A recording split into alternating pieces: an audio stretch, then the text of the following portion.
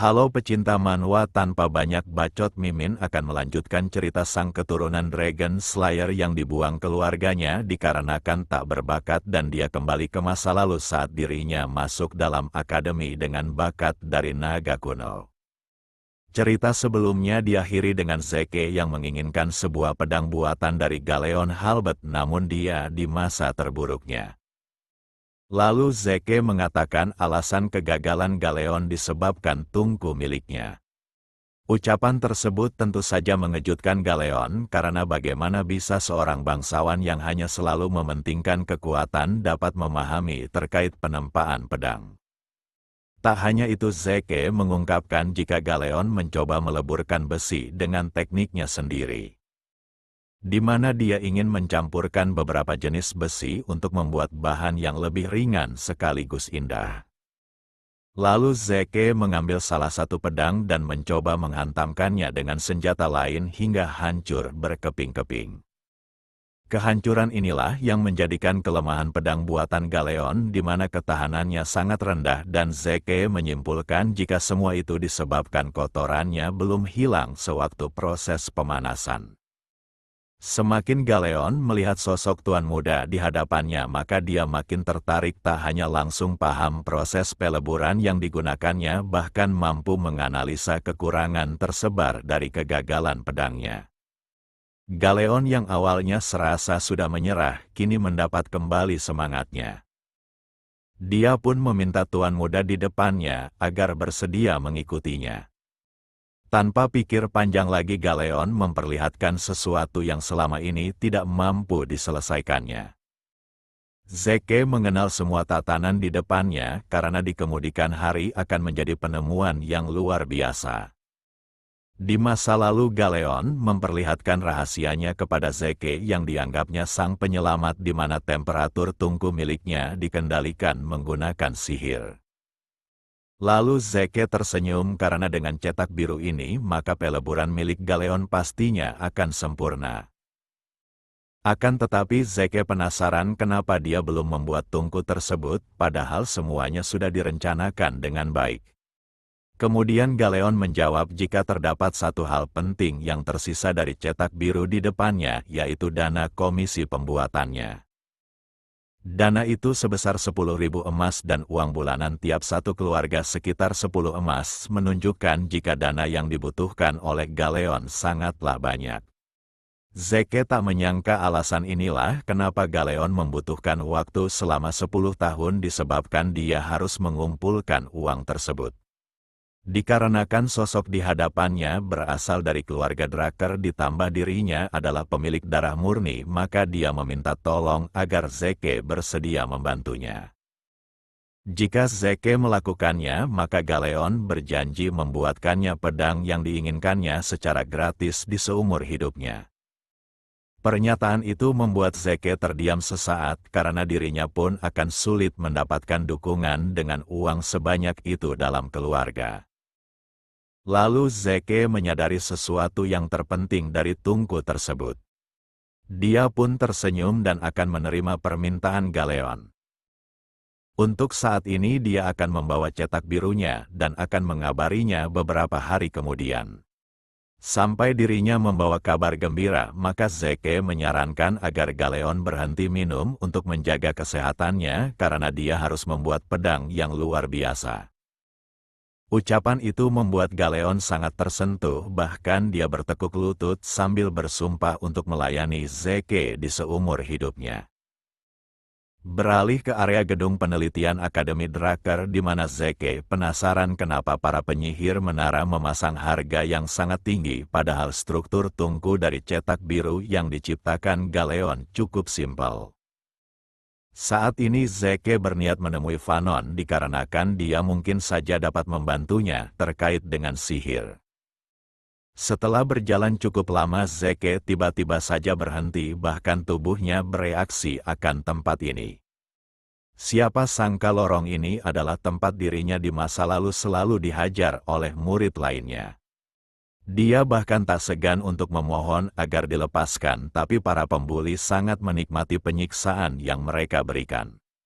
Pembuli ini terlihat murka atas tangan Zeke yang dianggapnya menjijikan. Saat itu Zeke mencoba tersenyum sambil meminta maaf karena telah memegang tubuh bocah yang bernama Leon dengan tangan rendahannya. Leon memuji atas perkataan Zeke yang terdengar bagus dan dia akan memberikannya hadiah dengan membersihkan tanah yang sudah dirinya kotori. Ingatan itu makin membuat amarah Zeke tak terkendali, tapi dia harus mengendalikan dirinya tanpa membuat kekacauan yang mencolok, apalagi memulainya duluan karena dia membutuhkan kekuatan. Sementara itu di sebuah lorong di mana Leon mulai menghajar seorang murid tanpa henti. Alasan Leon menghajar murid itu hanyalah alasan sepele. Mana dia mendengar murid itu mengatakan jika cahaya emas yang ditunjukkan oleh Zeke mungkin adalah darah murni terkuat.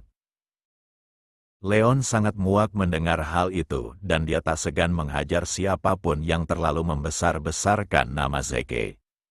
Leon menganggap kekalahannya disebabkan Zeke yang menyerang secara tiba-tiba sebelum duel dimulai.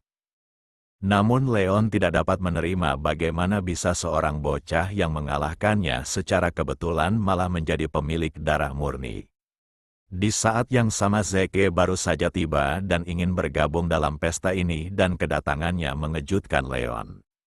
Dikarenakan adanya terlalu banyak orang untuk dihajar, maka Zeke memberi mereka waktu 3 detik untuk meletakkan kepalanya di tanah sebelum dia yang melakukannya. Namun para murid pembuli ini enggan melakukannya disebabkan sangat percaya diri pada jumlah mereka. Di sela itu Leon tertawa karena Zeke menjadi semakin angkuh semenjak dirinya berhasil menjadi pemilik darah murni, tapi Leon menganggap patung itu pastinya sudah rusak. Meski begitu Zeke tetap menunjukkan otoritasnya dan menyuruh mereka untuk segera berlutut di hadapannya. Leon dapat merasakan tekanan aneh yang diberikan oleh Zeke, tapi dia harus menjaga kehormatannya. Dia pun makin murka karena seorang bocah rendahan berani memerintahnya. Tanpa basa-basi Leon meminta semua anak buahnya untuk menyerang Zeke. Semuanya tampak kegirangan karena di tempat ini Zeke takkan bisa melarikan diri lagi. Hal itulah yang setidaknya dipikirkan oleh mereka, tapi Zeke berada di level yang berbeda. Dengan mudah dirinya menghindari pukulan yang datang ke arahnya. Lalu Zeke mulai bergerak dengan membalas serangan itu dengan kekuatan yang lebih besar. Satu pukulannya menumbangkan si penyerang pertama hingga tergeletak di tanah. Lalu dia melakukan hal yang sama kepada target berikutnya dengan kecepatan yang sulit orang-orang itu atasi. Zeke benar-benar menunjukkan perbedaan kekuatan mereka meski dikerumuni oleh musuh yang banyak. Tak hanya memberikan serangan, tapi tekanan yang diberikannya sangat kuat hingga tubuh mereka terhempas begitu saja. Tiap gerakan yang dilakukan oleh Zeke pastinya akan memakan korban. Dalam waktu singkat beberapa murid telah dikalahkannya meski mereka semua bekerja sama untuk mengatasinya.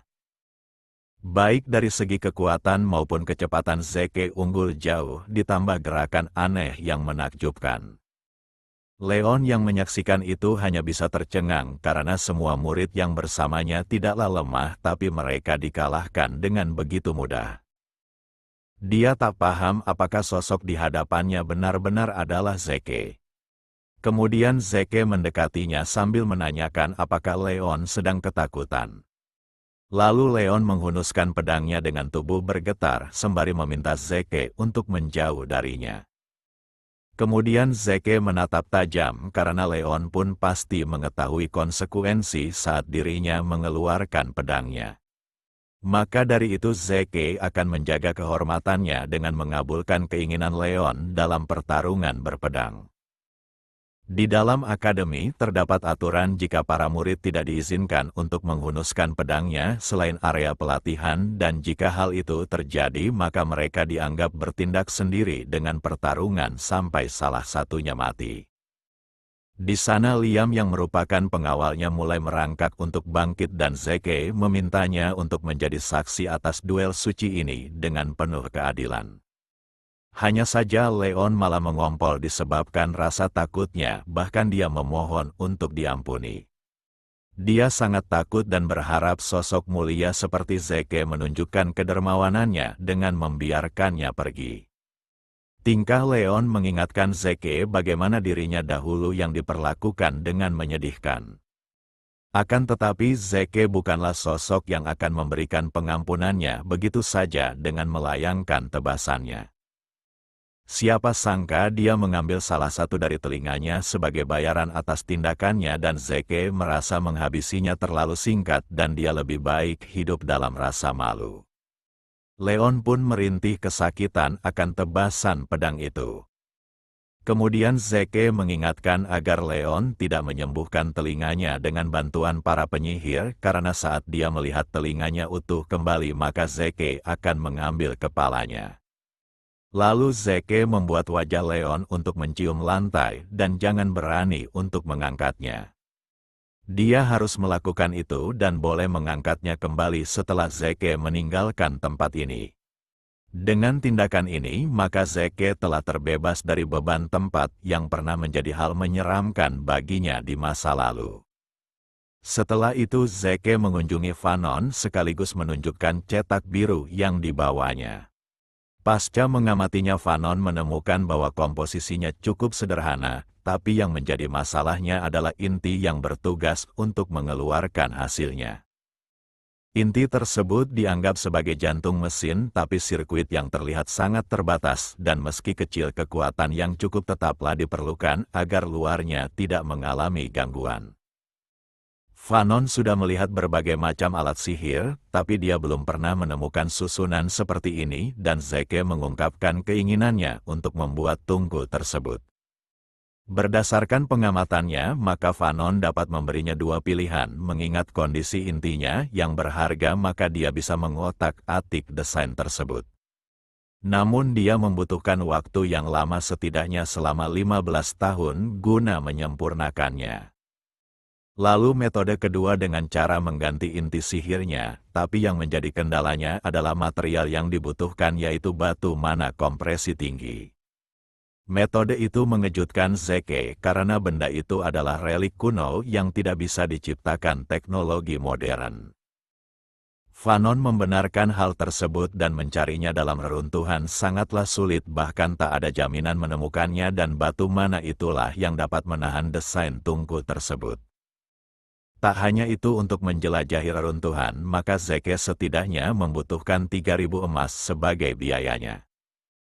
Setelah mendengar penjelasan itu Zeke merasa semuanya menjadi rumit dan dia sebenarnya belum bisa menggunakan aura dan saat seseorang mengetahuinya maka dia pasti dikeluarkan dari akademi. Maka dari itu dia membutuhkan pedang khusus tersebut di mana dia mampu mengganti penggunaan aura dengan ether. Saat penerimaan berkat orang-orang pasti berpikir jika dia adalah pengguna aura namun semua itu hanyalah reaksi yang dibuat olehnya dengan memanfaatkan energi ether serta penyembuhannya sehingga tampak seperti aura. Di dunia ini ether dianggap sebagai kekuatan yang sulit untuk dilakukan. Tapi Zeke tak punya pilihan selain menguasai penggunaan ether walau aura jauh lebih gampang dan nyaman digunakan. Untuk memaksimalkan kekuatannya, maka Zeke sangat membutuhkan pedang khusus tersebut. Di sela itu Fanon memuji pencipta desain ini karena dia mampu melakukan sesuatu yang bahkan lulusan terbaik Universitas Sihir sulit memikirkannya. Lalu Fanon mengatakan yang menarik perhatian Zeke di mana tungku sihir ini tetap akan sulit diciptakan bahkan memanfaatkan relik kuno di zaman keemasan. Seketika Zeke tertawa disebabkan dia baru saja kepikiran sesuatu. Dia pun meminta Profesor Fanon untuk menyimpan gambar tersebut. Hal itu membuat Fanon bertanya-tanya apakah Zeke ingin dirinya mengerjakan desain itu selama 15 tahun. Zeke menjawab jika dia akan kembali setelah mendapatkan batu mana kompresi tinggi.